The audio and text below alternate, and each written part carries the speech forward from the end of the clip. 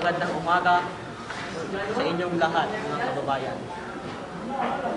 Ito ho, salamat po sa pagsusubaybay sa ating true stories na galing sa mga tunay na buhay. Face to face. Ito ho, ngayon ay kwento natin ang buhay Ni Mark Lauren. ni Mark Lauren Santos August 4 na ipinaglihi sa or kay E.T. or kay Koke. Nung, alam mo, Mark, ito lang sabihin ko sa'yo. Nung isinilang ka sa mundong ito, laking tuwa ng mga anghel dahil nagkaroon din. Ito ho ang evolution ng tao. Ito ho evolution ng tao eh. Lahat ho ng tao magiging ganyan. Ito ho ang story niya ngayon. Peng, peng, peng, Mr. Bean. Dear Charing,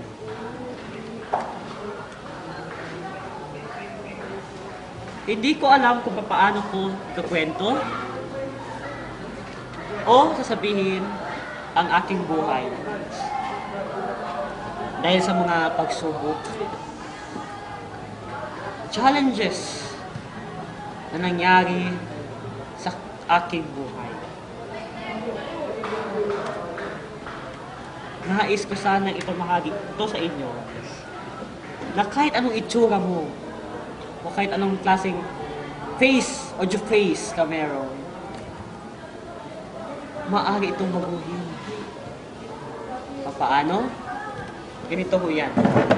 Saan ang kutsilyo? Ganito ho. Hay! Pagaling ko. Oily face ho siya. Pasensya na ho. Oily face.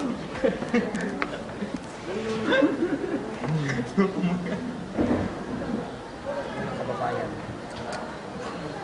Tapos na ho yung story. Ngayon, ang story na mo ho, as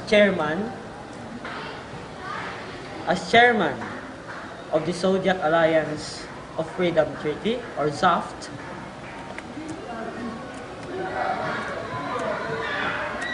for the sake of the people's happiness,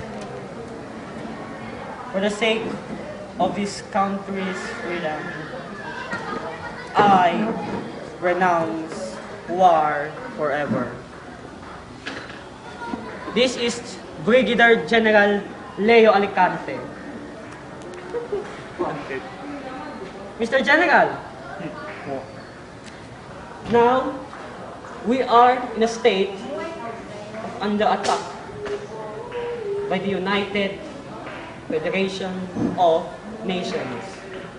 So, ano ang may gagawa nating depensa? Dapat po,